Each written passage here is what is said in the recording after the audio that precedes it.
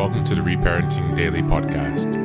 In this podcast, we'll dive deep into reparenting, exploring tools and resources to help us through our journey.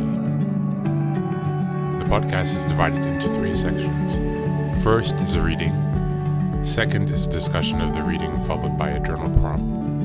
And the last section is a peaceful meditation for closing.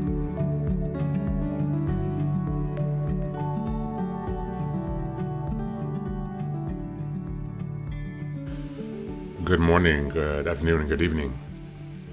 Welcome back to another day of reparenting. Today we're going to be reading from the Power Moves website again. The link is in the short notes. And just going to be reading a short section of this blog post. I'll leave the link so you can read the entire thing. This article is called How to Save People's Faces and Be Socially Effective. This article is by Lucio Bufalmano, and I will also add that details in the show notes. To save face means to avoid embarrassment and humiliation. Good social strategists help each other save face because it helps them achieve goals and maintain better relationships. This article will teach you how to save people's faces with 6 simple techniques. 1. Relieve them from blame and guilt. Here are 5 simple and effective techniques. 1. Normalize it. Say that whatever bad thing happened, it happens frequently or to many people. 2. Relate, sharing something similar that happened to you or someone you know. 3. Thread minimize. Quickly say, sorry to hear, and then move on. Frame control. 4, blame shift to external circumstances, third parties, or simply life, and question the odds. 5, remove you and go impersonal. For example, people, when one does, or it can happen.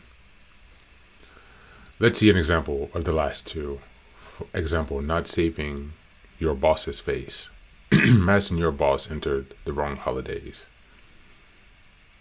And to raise the stakes, imagine he's a little despot with a fragile ego. This is the face smashing format. This empowering scenario. Hey boss, you put the wrong dates on the holidays. The dates are wrong. This can get thorny because, 1, you blame him for a mistake. 2, you'll always be longer than he expected. Not a good mix. The boss may question your longer absence in the middle of the project, just out of power considerations. He wants to re-empower himself, and he seeks an excuse to trip you, or he may escalate and blame you for the mistake. Power projecting, instead, is an invaluable office politics tool here. It preserves rapport and prevents any issues with your holidays. 2, shift blame to a third party. This is the strategic scenario. Hey boss, just want to let you know, I think the system has some issues. Key, the system is to blame. And my holidays are not correct. Explanation. Notice the switch from wrong to incorrect? You can also blame shift to HR or to misunderstandings along the communication chain. Anything but him, of course. Pro tip, say we made a mistake.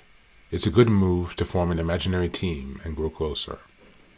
For example, you, hey boss, I think we put the wrong date on my vacation. It's supposed to start 2 days earlier and then 1 day later.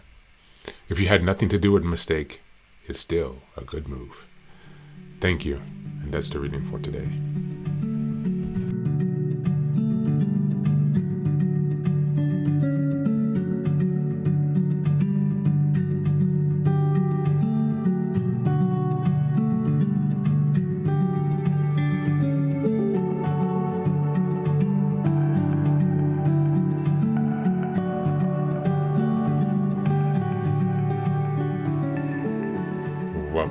Welcome back.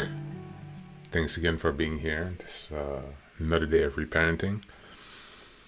And this is a different type of reading. We've read this before, I think maybe 1 or 2 episodes from thepowermoves.com.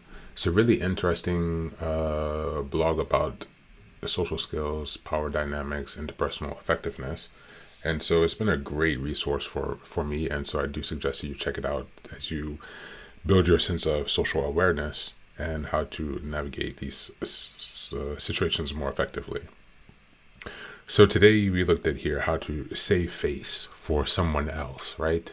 Because these missteps, for example, can lead to a problem within your own interpersonal relationships. So helping someone save face in a bad situation can improve or save your relationship even. All right. So the question here that we want to reflect on is, how aware are you of these types of social dynamics, and how have you experienced them previously, particularly with the first 2 examples that we read? I will say that there are further examples, so check out this article for the remainder of the discussion, as well as for more interesting tips and perspective on power dynamics in social situations. As always, thanks for being here. Take care of yourself and be well.